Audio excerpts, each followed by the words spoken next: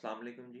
अच्छा भाई, ये हमारा जो था ये टर्म टेस्ट था 42 मार्क्स का। इसकी डिस्कशन करते हैं जी। जी पहला क्वेश्चन पढ़े। कहता है जी prepare extracts from the statement of financial position and statement of profit और loss of crescent associates Limited in respect of plant. जी प्लांट के बारे में गुफ्तगू है जी। कहता फॉर द ईयर एंडेड 30 सितंबर 2016। जी हमने क्या करना है, स्टेटमेंट ऑफ फाइनेंशियल पोजीशन और स्टेटमेंट ऑफ प्रॉफिट और लॉस के एक्सट्रैक्ट्स बनाने हैं जी। कहता है जी असिस्टेंट है जी financial controller of crescent associates. इन्होंने क्या किया, आइडेंटिफाई किया एक इशू विच शी बिलीव्स में indicate impairment of an asset. जी इंडिकेशन है जी इम्पेयरमेंट ऑफ एसेट की। जब भी इंडिकेशन आती है तो हम इम्पेयरमेंट टेस्ट परफॉर्म करते हैं। कहता है crescent associates limited owns and operates an item of plant that cost कितनी है जी 640,000 और इसकी एक्यूमुलेटेड डेप्रिसिएशन है जी 1 अक्टूबर 2015 पे 400,000।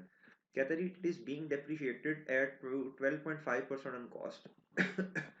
जी कहते हैं जी on 1 April 2016 exactly half way through the year यानी mid of the year the plant was damage when a factory vehicle collided into it. ठीक हो गया जी। कहता है due to unavailability of replacement parts जो है ना वो अवेलेबल नहीं है। कहता इट इज नॉट मुमकिन to repair the plant repair नहीं हो सकता बट इट स्टिल ऑपरेट्स। चलें ठीक है जी। कहता प्लांट अभी ऑपरेट हो रहा है। कहता है जी अलबत्ता एट अ रिड्यूस कैपेसिटी, इसकी कैपेसिटी जो है वो कम हो गई है। कहता है it is also expected as a result of the damage the remaining life of the plant from the date of damage will only be 2 साल। जी बिल्कुल ठीक है जी। इसका मतलब है जी एस्टिमेट का जो चेंज है वो मिड ऑफ द ईयर है। पहले 6 महीने में जो डेप्रिसिएशन कैलकुलेट करेंगे वो 12.5% की बेस पे करेंगे, लेकिन 6/12 कर दीजिएगा। फिर इसके बाद जो डेप्रिसिएशन कैलकुलेट करेंगे उसने ये जो एस्टिमेट का चेंज है मिड ऑफ द ईयर है और उस दिन उसने हमें लाइफ का बताया। अब हम रिवाइज बुक वैल्यू और हम बुक वैल्यू लेंगे और डिवाइड कर देंगे रिवाइज लाइफ के साथ, मल्टीप्लाई 6/12 करेंगे। कहता based on the reduce capacity the estimated present value of the plant is 150,000। ठीक है जी, ये वैल्यू इन यूज है। कहता था प्लांट है the current disposal value of 20,000। ठीक है जी, ये fair value less cost of disposal है। करंट डिस्पोजल वैल्यू इतने का बिक सकता है ना ये उसने। माजरत जी, करंट डिस्पोजल वैल्यू है इसकी 20,000 रुपये है। इतने का एसेट बिक सकता है। कहता है जी which will be nil in 2 years time, 2 साल के बाद कहता है ये जीरो हो जाएगी। But crescent associates limited has been offered a trade in value of 180,000 against a replacement machine which had a cost of ₹1 million। कहता है जी ऑफर हुई है कि 180,000 जो है ना आप अगर रिप्लेस करना चाहें इस मशीन को तो वो वाली नई मशीन आपको 1 million की दे दी जाएगी और पुरानी मशीन ये जो है इसकी वैल्यू 180,000 लगाई है उन्होंने। कहता but there would be no disposal cost for the replaced plant. कहता इसकी डिस्पोजल कॉस्ट कोई नहीं है। कहता crescent associate limited is reluctant. कहता है ये थोड़ा सा ना रिलक्टेंट फील कर रहे हैं, कंफर्टेबल नहीं है to replace the plant as it is worried about the long term demand of the product produce by the plant. कहते जी देखें रिप्लेस अगर कर भी लिया तो खदशा असल में क्या है कि पता नहीं ये प्रोडक्ट बिकेगी भी कि नहीं। लॉन्ग टर्म देखे ना, डिमांड सप्लाई का कॉन्सेप्ट आपने पढ़ा हुआ है। तो डिमांड अगर किसी चीज की कम हो जाए तो भैया उसको फिर सप्लाई करने का भी फायदा नहीं है। ठीक है जी, तो इसलिए रिप्लेस तो किया नहीं जा सकता। कहता है trade in value is only available if the plant is replaced. अगर कहता प्लांट को रिप्लेस करने का आपने सोचा ना तो फिर इसकी वैल्यू 180,000 है।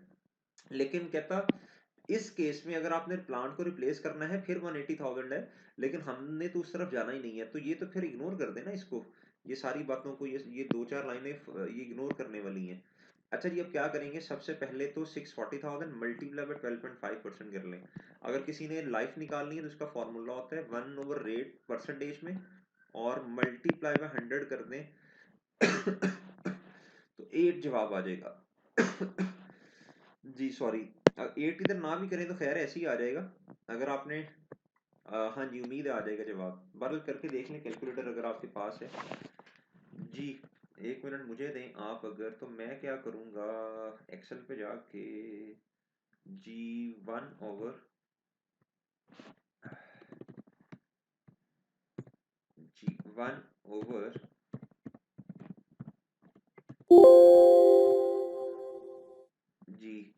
जी, तो मल्टीप्लाई करने की जरूरत ही नहीं, 8 आ गया, ठीक है। अगर आपने इसको ऐसे करना है 1/12.5, फिर आपको मल्टीप्लाई 100 से करने की जरूरत है, तो 8 साल जवाब आ गया, ठीक है जी। उम्मीद है ये बात आपको समझ आई है। अच्छा जी, अब क्या हुआ जी भाई, अब क्या हुआ, अब ये हुआ कि अब हम क्या करेंगे, हम सबसे पहले एक्सट्रैक्ट्स बनाने हैं, तो इधर आएंगे सॉल्यूशन पे। जी, कहते हैं जी बुक वैल्यू उसकी जो है वो है जी 240, कितनी है फर्स्ट ये ओपनिंग पे इतनी है। कहता है जी उसके बाद डेप्रिसिएशन एक्सपेंस कैलकुलेट करना है, तो वो कैसे आएगा, 640 डिवाइडेड बाय 8 और मल्टीप्लाई 6 पे 12 करते हैं। अगर आपने ऐसे नहीं करना तो आप ऐसे भी कर सकते हैं, मल्टीप्लाई बाय 6 पे 12, बात वही की वही है, ठीक है जी। 40 आएगा, बुक वैल्यू आ गई 200 आ गई। अब मेरे भाई इस दिन पे देखें, हमारे पास जो है हमने इम्पेयरमेंट टेस्ट परफॉर्म करना है। इम्पेयरमेंट टेस्ट जो है वो कहते हैं जी higher of value in use या fair value less cost to sell जी। तो भैया वो है जी 20 जो क्वेश्चन में गिवन थी, और ये है वैल्यू इन यूज 150। इसमें से जो हायर है वो रिकवरेबल अमाउंट है जी। इधर लिखें जी रिकवरेबल अमाउंट का मतलब रिवाइज बुक वैल्यू भी है। तो देखें हम जो वर्किंग करेंगे इसके अंदर देखें ये 50 से कम हो रहा है, ठीक है जी, ये 50 से कम है, ठीक है, ये बात समझ आ गई। तो 50 का इम्पेयरमेंट लॉस है, और जब आप दोबारा डेप्रिसिएशन करेंगे तो अब आपने रिवाइज बुक वैल्यू को लेना है, डिवाइड 2 सालों से करना है, ठीक है, जो रिवाइज यूजफुल लाइफ है, मल्टीप्लाई पे 6 पे 12 कर दें तो 38 आएगा, ठीक है। अब देखें एक बात जरा गौर से, एक्सट्रैक्ट्स मांगे हैं स्टेटमेंट ऑफ फाइनेंशियल पोजीशन में, तो ईयर एंड के ऊपर 112 जा रहा होगा, और प्रॉफिट और लॉस में दो चीजें जा रही होंगी, एक तो इंपॉर्टेंट लॉस यानी पेमेंट लॉस जा रहा होगा 50 का, दूसरा डेप्रिसिएशन जा रही होगी 40 ये वाला, ये 6 महीनों वाला, और ये 38 ये 6 मंथ्स, ये दोनों चीजें जा रही होंगी, ठीक है जी। ये देखें इन दोनों को ऐड किया और ये आया, और भाई फिर इम्पेयरमेंट लॉस आ गया 50 का, और this is book value of plant, ठीक है जी। ये क्वेश्चन तो आसान था, खैर चलें, उम्मीद है इसमें आपने अच्छा परफॉर्म किया होगा। क्वेश्चन नंबर 2 पे आए भाई जी माजरत, असल में थोड़ा सा वो गले का मसला है। तो calculate the amount of impairment loss if any on plant for the year ended 30th June 2018 जी। इसमें भी इम्पेयरमेंट लॉस के बारे में बात कर रहा है जी, ठीक है जी कहता है जी property plant and equipment as disclose in the draft financial statement of Sunday Pakistan Limited for the year ended, कहता है include a plant having a carrying value जी, ठीक है जी। कहता है ये 610 मिलियन है, और ईयर एंड पे आपको पता है हमें कंपैरिजन के लिए बुक वैल्यू चाहिए होती है, और उसने हमें वो ही गिवन की हुई है जी, बिल्कुल। अब जब इम्पेयरमेंट टेस्ट करना है तो उसके लिए मुझे दो चीजों की जरूरत है, रिकवरेबल अमाउंट जो है वो मुझे चाहिए, ठीक है जी। रिकवरेबल अमाउंट में दो चीजें हैं, higher of fair value less cost of disposal cost to sell यानी, और एक होगा कॉस्ट टू सेल, एक होगा जी वैल्यू इन यूज। दोनों का जो हायर होगा वो हमारे लिए रेलेवेंट है कहता जी the performance of the plant has deteriorating, इसका मतलब क्या होता है जी, इसका मतलब होता है कम हो जाना, डिक्रीज हो जाना, परफॉर्मेंस जैसे पहली थी अब वैसी नहीं है, कम हो गई है, गिर गई है, since last year which is affecting SPL sales, जिसकी वजह से जब प्लांट सही नहीं होगा तो जरी बात है उससे बनने वाली चीजें भी अब सही नहीं बनेंगी। जब क्वालिटी गिर जाएगी तो ऑब्वियसली आपकी कस्टमर आपकी चीज को पसंद नहीं करेगा, तो सेल भी कम होगी। कहता fair value information following information estimate relate to plant for the year ended 30th June 2019 जी, ठीक है जी। इसमें क्या कहना चाह रहे हैं, कहते हैं जी इनफ्लो फ्रॉम, देखें अब हमने क्या निकालनी है मेरे भाई, हमने वैल्यू इन यूज निकालनी है, तो वैल्यू इन यूज हमेशा फ्यूचर के डेटा को सामने रख के आती है। कहता है inflow from sale of product, ठीक है जी। वो है जी 250, ये तो रेलिवेंट है, इनफ्लो है, ये क्या है भैया, ये इनफ्लो है। Operating cost other than depreciation, तो भैया अदर देन डेप्रिसिएशन हमें चाहिए भी नहीं, और उसने दी भी ऑपरेशनल कॉस्ट है जो डेप्रिसिएशन के बगैर, अगर इसमें डेप्रिसिएशन शामिल होती हम उसको इसमें से 25 में से माइनस कर देते। डेप्रिसिएशन इररिलेवेंट है जी। Expense to be paid in respect of 30th June 2018 accrual जी कोई एक्सपेंस पिछले साल का था हमने इस साल पे कर दिया, इररिलेवेंट है जी। Cost of increasing the plant's capacity like with like comparison होता है, इररिलेवेंट।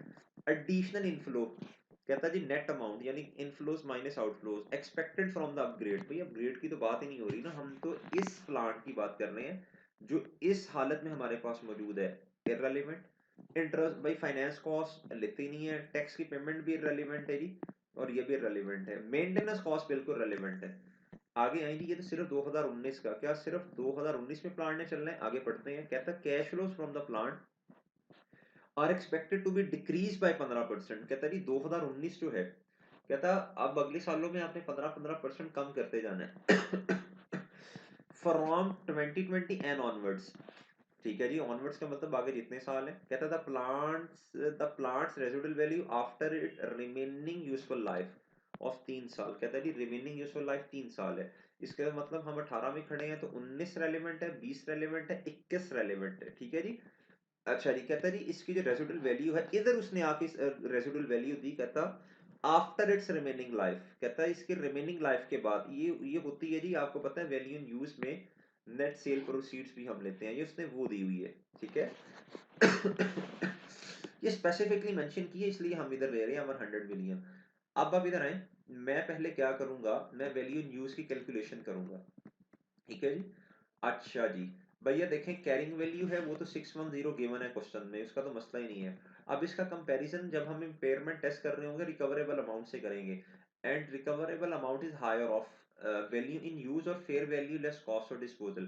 पहले फेयर वैल्यू इन यूज को देखते हैं जी। 19 20 21 3 साल है। Inflow from sale of product ले लिया, ऑपरेशनल कॉस्ट ले ली भाई हमने, और मेंटेनेंस कॉस्ट दोनों ले ली। कहता अब अगली बात सुननी है आपने बहुत गौर से कहते जी इनको जब आपने नेट किया तो ये 210 आ गया। ठीक है जी। अब बात सुने जी। कहता 2020 में उसने डेटा नहीं दिया, लेकिन उसने कहा जो आपका क्या है, इधर आए, ये दोबारा एक दफा मैं तवज्जो से पढ़ लूं जरा, आप भी समझ लें जी। कहता जी जो ऑनवर्ड्स जो हैं द, कहता कैश फ्लो डिक्रीज हो रहे हैं। तो डिक्रीज का मतलब इनफ्लोज और आउटफ्लोज दोनों है ना, उसने किसी एक की बात नहीं की, तो डिक्रीज दोनों हो रहे हैं। तो नेट लेना है अब आपने जी। तो 210 2019 में था, इसका 15% डिक्रीज करते हैं 178.5 होगा। फिर 178.5 का 15% डिक्रीज करें, ये होगा। ठीक है जी। फिर तीसरे साल के एंड पे आके आपने 100 ले लेना है। सही है जी। ये जो है जी cash flow from ultimate disposal, sales proceed जो है एसेट को बेच के। कहता कैश फ्लोज अनडिस्काउंटेड जी। अजी अनडिस्काउंटेड का मतलब क्या है भाई? अनडिस्काउंटेड का मतलब ये है अभी इन पे डिस्काउंट नहीं लगाया। ठीक है सर, वो हमने अपना फॉर्मूला इस्तेमाल करते हैं, वो भी तकरीबन इसी तरह का है। उसके बाद हमने इस पे डिस्काउंट फैक्टर लगा दिया। ठीक है जी। ये हमने जब इस पे किया, ये -1 तो ये आया, -2 किया तो ये आया, और ये -3 किया तो ये आया। ये आपने लिखना नहीं है, ये फैक्टर ही लगाना है, ये फैक्टर ही कैलकुलेट करना है। फिर इसको हम कहते हैं जी ए, इसको कहते हैं बी, ये होता है सी। ए मल्टीप्लाई बाय, जी हम क्या करते हैं जी, ए मल्टीप्लाई बाय बी कर देते हैं। ए मल्टीप्लाई जब बी किया मैंने, तो मुहतरम ए मल्टीप्लाई बाय जब बी किया तो ये जवाब आ गया जी। ठीक है, इन तीनों को ऐड करूंगा, मेरे पास वैल्यू इन यूज आ जाएगी। सही है जी, प्रेजेंट वैल्यू 537। चलें, ये आके हमने इधर लिख दी। उसके बाद अब मुझे क्या चाहिए, हमें चाहिए जी high fair value less cost of disposal, उसका डेटा इधर दिया जी। अच्छा जी, कहता जी an offer has been received to buy the plant immediately. कहता इमीडिएटली अगर इस प्लांट को बेच दिया जाए तो 570 मिलियन रिकवर होगा, but APL has to incurred the following, has to incur the following cost. कहता cost of delivery to the customer, भाई चीज को कस्टमर तक पहुंचाने की एक कॉस्ट है, तो वो रेलेवेंट है जी। ठीक है तो ये 45 रेलेवेंट है जी। फिर उसके बाद और क्या रेलेवेंट है, एक मिनट जी, मुझे इस चार्जर लगा लेने दीजिएगा जी। अच्छा, फिर उसके बाद क्या है जी, कहता लीगल कॉस्ट, जी बिल्कुल लीगल कॉस्ट रेलेवेंट है, ये भी माइनस हो जाएगी। 570 में से 45 भी माइनस होगा और लीगल कॉस्ट भी माइनस होगी। अच्छा जी, उसके बाद जी ये पढ़ लीजिएगा एक दफा, जिधर हमने लिखा था कि फेयर वैल्यू में से क्या क्या चीजें माइनस होंगी। Cost to reorganise the production process after disposal plant बिल्कुल इररेलेवेंट है। तो भाई 570 में से 45 भी माइनस करें और 10 भी माइनस कर दें जी, तो जवाब आएगा मेरे मासूम दोस्तों 515। तो इन दोनों का जो हायर है वो 537 है, इन दोनों का कंपैरिजन कर लें तो 73 जो है ये भाई इम्पेयरमेंट लॉस है, ठीक है। इसकी क्या एंट्री होती है, इम्पेयरमेंट लॉस डेबिट और एक्यूमुलेटेड इम्पेयरमेंट लॉस क्रेडिट। अगर वो कभी कह दे चले वो खैर अगले क्वेश्चन में डिस्कस करेंगे। बहरहाल ये क्वेश्चन इधर तक की है जी। फिर आप आ जाइए क्वेश्चन नंबर 3 के ऊपर जी। क्वेश्चन नंबर 3 में क्या कहता है जी, कहता है ऑन जी ऑन 1 जनवरी 2021, पहले सॉरी रिक्वायरमेंट पढ़ ले। कहता जनरल एंट्रीज आपने करनी है by elimination of accumulated depreciation. भाई इसमें अब क्या होगा, एलिमिनेशन ऑफ एक्यूमुलेटेड डेप्रिसिएशन, जब ये वाला ट्रीटमेंट करना है तो पहले हमें एक्यूमुलेटेड डेप्रिसिएशन को डेबिट करना पड़ेगा, फिर उसके बाद जो प्रॉपर्टी प्लांट इक्विपमेंट जो एसेट है उसको नॉन करंट उसे क्रेडिट करना पड़ेगा, ठीक है जी। जितनी किताबों में डेप्रिसिएशन पड़ी होगी एक्यूमुलेटेड उसे खत्म करना पड़ेगा जी। फिर उसके बाद क्या करना पड़ेगा मोहतरम, जो एंट्री होगी वो इम्पेयरमेंट लॉस डेबिट और एक्यूमुलेटेड इम्पेयरमेंट लॉस क्रेडिट नहीं करेंगे, बल्कि इम्पेयरमेंट लॉस डेबिट करेंगे और पीपी को क्रेडिट कर देंगे, ठीक है जी। ये इस दो दो ट्रीटमेंट से आपको समझाए थे। कहता हूँ 1 Jan 2021 Nadeem Limited purchase an asset जी। एक मिनट दीजिएगा भाई, ये मुझे जरा लगा लेने दें आप।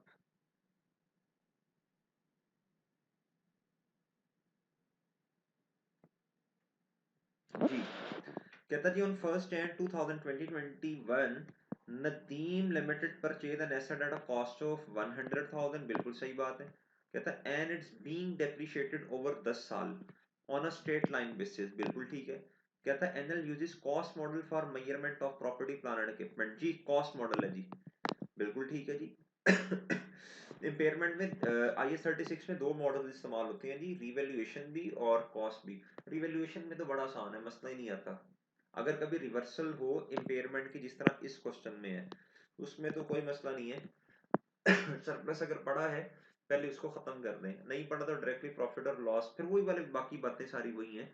हाँ अगर कॉस्ट मॉडल है फिर थोड़ा सा रिवर्सल करते हुए मुश्किल आती है। चलें, कहता हूँ 31 दिसंबर 2022 there are indications of impairment, ठीक है जी। And recoverable amount has been estimated at 64,000 जी। इंडिकेशन जब होगी इम्पेयरमेंट की तो हमें इम्पेयरमेंट टेस्ट परफॉर्म करना पड़ेगा जी। हमने देखना पड़ेगा उस दिन की बुक वैल्यू इस दिन की, जिस दिन इम्पेयरमेंट की इंडिकेशन है, और उसका कंपैरिजन किससे करना पड़ेगा, रिकवरेबल अमाउंट से। रिकवरेबल अमाउंट अभी ऊपर पड़ा हायर होती है वैल्यू इन यूज का, और जो है fair value less cost of disposal. चले अब मैं क्या करूंगा, वो कहता है जी पहले आपने एंट्री बतानी है इम्पेयरमेंट लॉस की 31 दिसंबर 2022 पे जी। मैं क्या करूंगा जिसकी वर्किंग करता हूँ जी। जी जी 1 Jan 2021 पे जी पीपी कितने का है जी, उसने एसेट कहा, मैंने नाम इसका रख दिया पीपी 100,000। 31 दिसंबर 2021 पे डेप्रीसिएशन आ रही है जी इतनी, बुक वैल्यू है जी 90,000। अगला साल है तो बिल्कुल 10,000 रुपया ही डेप्रीसिएशन है और बुक वैल्यू है जी 80,000 जी। ठीक है जी 31 दिसंबर पे बुक वैल्यू 80,000। अगर आपने इकट्ठा करना था तो ऐसे करते 1 lakh minus 0 multiply divided by 10 multiply 2 कर देते तो एक क्यूमुलेटेड डेप्रिसिएशन इकट्ठी आ जानी थी और बुक वैल्यू 80,000 आ जानी थी।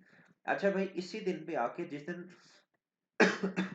इम्पेयरमेंट है तो भैया रिकवरेबल अमाउंट उसने दी हुई है, खुद दी है उसने, जब खुद दे दी है फिर वैल्यू यूज और fair value less cost of disposal वो खुद उसने कैलकुलेट करके दिया उनका हायर जो है। तो ये 64,000 है, मैंने दो लाइनें छोड़ी, मैंने 64,000 लिखा, इधर आके बैलेंसिंग अमाउंट लिखी, और ये है जी लॉस, गम है, क्या है भैया जी गम, कभी खुशी कभी गम, आज गम है भाई। तो भैया ये 16,000 का गम है, और कॉस्ट मॉडल है तो सरप्लस तो इधर आता ही नहीं है स्टेबल में, तो ये प्रॉफिट और लॉस आएगा, और भाई इधर आएंगे और ये 16,000 जो है ये प्रॉफिट और लॉस में जा रहा होगा एज एन एक्सपेंस। अच्छा लेकिन अब जी एलिमिनेशन ऑफ एक्यूमुलेटेड डेप्रिसिएशन है, तो आप क्या करेंगे, सबसे पहले जितनी किताबों में पड़ी हुई है भैया एक्यूमुलेटेड डेप्रिसिएशन उसको किताबों से बाहर फेंक दें। ये है जी रिकवरेबल अमाउंट, इधर ऊपर जाए इधर तक का कंपैरिजन करना है जी। एक 10,000 रुपया ये पड़ा डेप्रिसिएशन का, एक 10,000 रुपया ये पड़ा, तो एंट्री क्या बनी जी, आप कहेंगे जी क्यूमुलेटेड डेप्रिसिएशन डेबिट और एसेट यानी पीपी जो है वो क्रेडिट हो गया, ये तो एलिमिनेट कर दिया। दूसरी एंट्री अब मेरे मासूम दोस्तों जो आप करेंगे वो आप करेंगे 16,000 से इम्पेयरमेंट लॉस डेबिट, एक्यूमुलेटेड जो है वो लॉस क्रेडिट नहीं करेंगे, बल्कि एसेट को क्या करना पड़ेगा, क्रेडिट करना पड़ेगा। ठीक है जी, इसमें ये ट्रीटमेंट होता है। जिस आएंगी जरा सोल्यूशन पे, इधर थोड़ी सी जो वर्किंग्स है वो कुछ और तरह की हैं। हमने जो फॉर्मेट सीखा मैंने उसी पे करवाई है। बाहर एंट्रीज इधर से देख लें आप। 20,000 डेबिट किया, एसेट क्रेडिट किया यानी पीपी। इम्पेयरमेंट लॉस डेबिट किया और एसेट क्रेडिट किया। एलिमिनेशन ऑफ एक्यूमुलेटेड डेप्रिसिएशन में ये वाला ट्रीटमेंट होता है। अच्छा जी, फिर उसके बाद आए जी, आगे आए आगे आए आगे आए मेरे मासूम दोस्तों। जी तो कहता हूँ 31 दिसंबर 2024 there are indication of reversal of impairment. अच्छी खबर आने लगी है। An recoverable amount has been estimated at ₹70,000। जी, एक साल डेप्रीशिएट करें जी पहले 23 को, जिस दिन इम्पेयरमेंट की बात की जा रही है रिवर्सल की, हमें उस दिन तक बुक वैल्यू पहले निकालनी है, फिर कंपैरिजन करना है जी।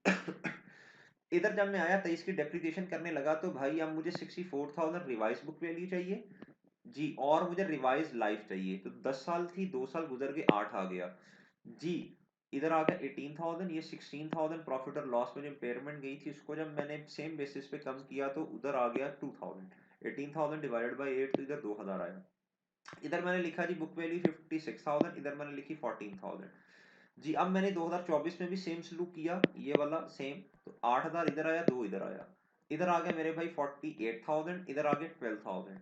अब मेरे मासूम दोस्तों रिकवरेबल अमाउंट जो है, अब ये देखें ये 70,000 है। 70,000 क्वेश्चन में गिवन है, लेकिन एक बात याद रखिएगा, रिवर्सल उस लिमिट तक हो सकती है।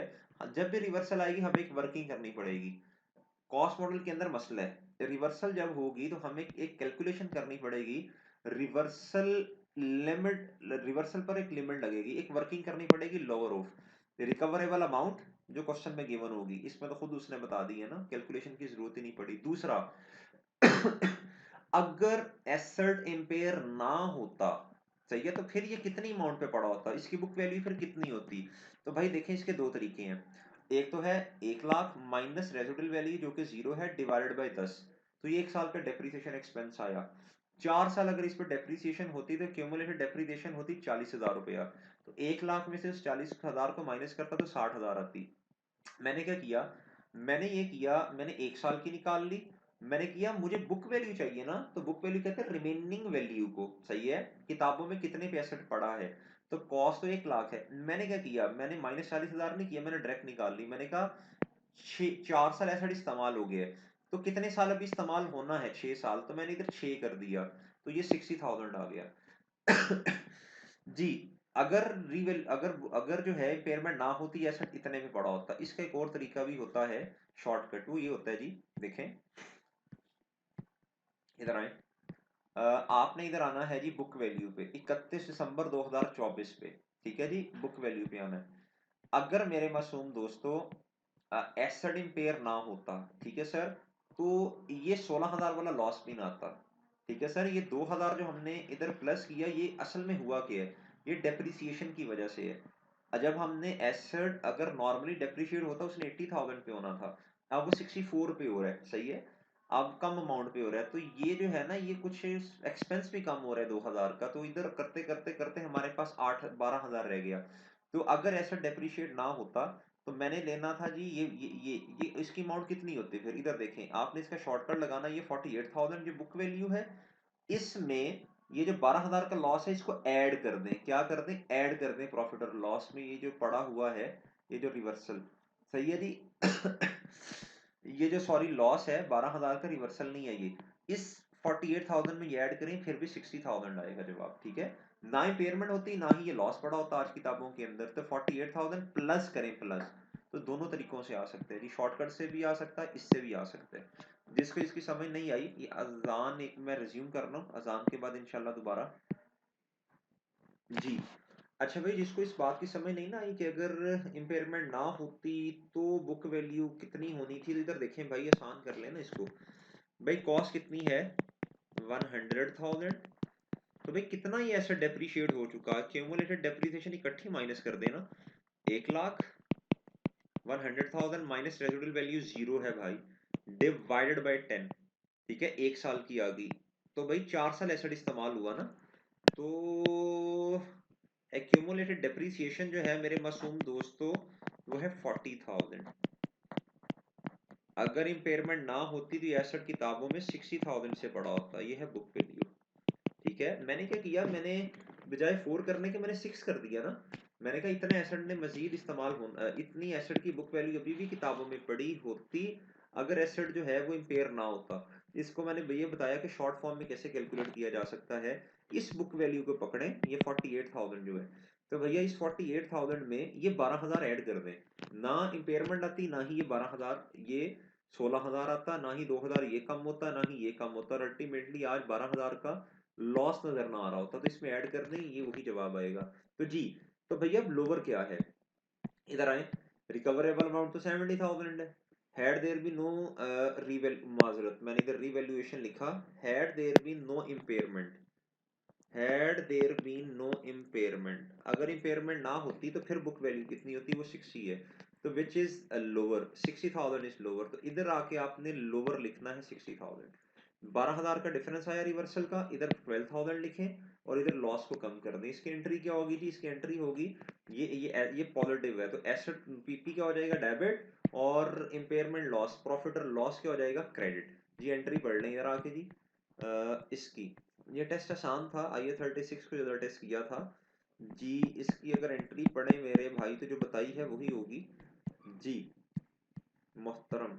एसेट डेबिट पीपी और रिवर्सल ऑफ इम्पेयरमेंट प्रॉफिट और लॉस में क्रेडिट जी। ये था सारा सारी गुफ्तगू। बाकी एमसीक्यूज जो है ये एक एक एमसीक्यूज आपसे ऑलरेडी मैंने डिस्कस किया हुआ है, ये वाला सारा। ठीक है जी, ये मुख्तलिफ था, वैल्यू इन यूज क्या होती है, इम्पेयरमेंट आईए 36 से रिलेवेंट है।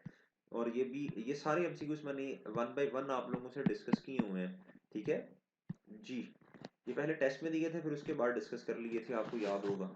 चलें जी, बहरहाल ये सारी गुफ्तगू थी इससे रिलेटेड टर्म टेस्ट से। उम्मीद है जी आपका अच्छा हुआ होगा। नहीं, जो गलतियां थी उसे प्लीज देखें और गलतियों से सीखने की कोशिश करें। चलें जी, आज इधर तक की, फिर आपसे मुलाकात होगी। अल्लाह